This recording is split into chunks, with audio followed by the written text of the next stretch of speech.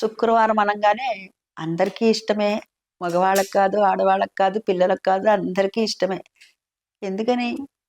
శుక్రవారం అంటే నెక్స్ట్ 2 రోజులు వీకెండ్స్ వస్తాయని కాదు ఇక్కడ అర్థం. శుక్రవారం అంటే లక్ష్మీదేవికి ప్రీతికరమైనటువంటి రోజు.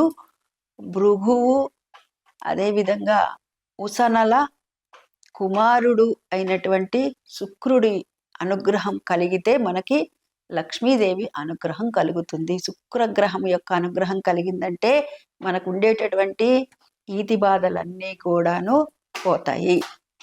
అందుకు గాను మనము ఈ శుక్రవారాన్ని ప్రత్యేకంగా లక్ష్మీదేవి ఆరాధన కోసమని వినియోగించుకుంటాం. సరే, ఈరోజు చేయవలసినటువంటి నియమాలు ఏమిటయ్యా అంటే, సూర్యోదయ సూర్యాస్తమయాల్లో ఎవరూ కూడాను నిద్రించరాదు. అది మొదటిది. తర్వాత సూర్యోదయానికి పూర్వమే ఇంట్లో ఉన్నటువంటి అంటే ఇల్లు వాకిళ్ళు శుభ్రం చేసుకోవటం, అదంతా కూడాను అంటే నిన్నటి పాచి ఏదైతే ఉంటుందో అదంతా కూడా శుభ్రపరచుకోవాలి. ఎప్పుడు సూర్యోదయానికి పూర్వమే స్నానాది కార్యక్రమాలు నిర్వర్తించాలి.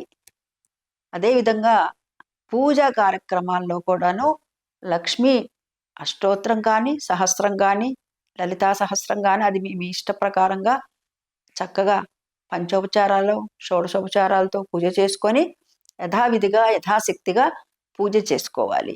భక్తి శ్రద్ధలతో లక్ష్మీని ఎప్పుడూ కూడాను ఒక్కడిగా ఆరాధించకూడదు. ఎవరినైనా అంతే, ఏ దేవీ దేవతలనైనా సరే, శివపార్వతులు, సీతారాములు, లక్ష్మీనారాయణుడు, ఆ నారాయణుడు కూడా కలిపి ఆరాధించాలి మనం.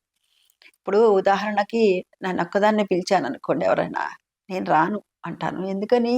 మీరు మా వారికి చెప్పారా, చెప్పలేదని అంటాం కదా.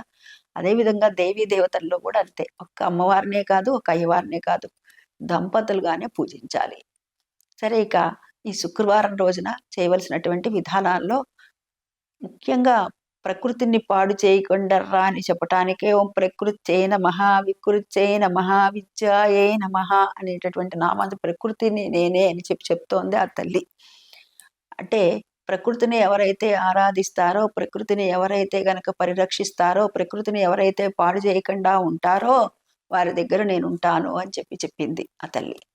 దాన్ని మనం దృష్టిలో పెట్టుకోవాలి. అమ్మవారి యొక్క అనుగ్రహం కోసమని లక్ష్మీ అష్టోత్తరాన్ని, అదేవిధంగా కనకదార స్తవాన్ని, వందే వందారు మందారం ఇందిరానంద కందలం మందానంద సందోహ బంధురం సింధురాననం అంగం హరేహ పులక భూషణమాశ్రయంతే బృంగాంగనే ఉక్కులాభరణం తమాలం అని మొదలయ్యేటటువంటి ఆది శంకరాచార్యుల విరచితమైనటువంటి కనకదార స్తవాన్ని ఎవరైతే కనుక పఠిస్తారో వారికి కనక వృష్టి కురుస్తుంది.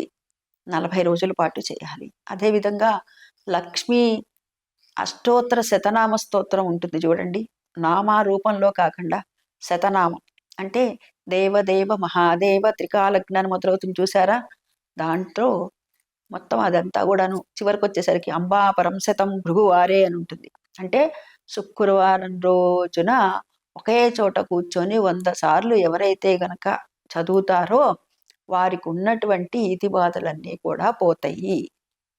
ఇవి అంటే అమ్మ యొక్క అనుగ్రహము అష్టలక్ష్ముల్లో మనందరికీ కావాలి. ఎవరికి ఏ రూపం కావాలంటే ఆ రూపంలో. ధనం ఉందండి, ధాన్యం ఉందండి, సంతానం లేదండి అనుకునేటటువంటి సంతాన లక్ష్మిగా కావాలి. అన్నీ ఉన్నాయండి, విద్య కూడా ఉంటే బాగుండుగా అనుకునేటటువంటి విద్యాలక్ష్మిగా కావాలి.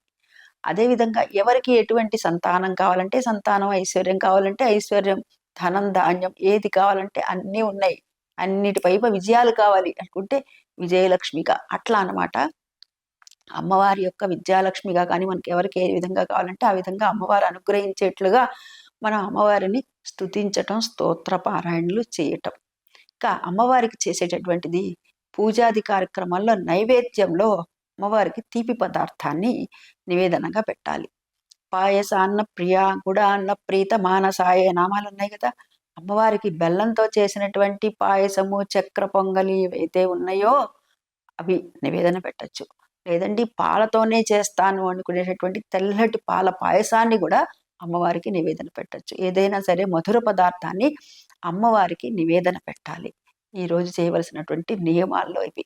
అదేవిధంగా ఇంట్లో పోట్లాడుకోవటాలు కానీ, అదే తొలి సంధ్యలో, మలి సంధ్యలో పడుకోవటం కానీ, భార్యాభర్తలు పోట్లాడుకోవటం కానీ, పిల్లలతో పోట్లాడటం కానీ, అత్తమామలతో పోట్లాడటం కానీ, ఇలాంటివన్నీ కూడాను చేయకూడదు. అంటే ఒక్కరోజు చేయకుండా ఉంటే మిగతా రోజుల్లో చేయొచ్చా అండి అంటే, ఈ రోజున చేయకుండా ఎవరైతే ఉంటారో వారిని అమ్మవారు రక్షిస్తూ మిగతా రోజుల్లో కూడా చేయకుండా ఉండేందుకు గాను మన మనసుని మార్చేస్తుంది ఆ తల్లి.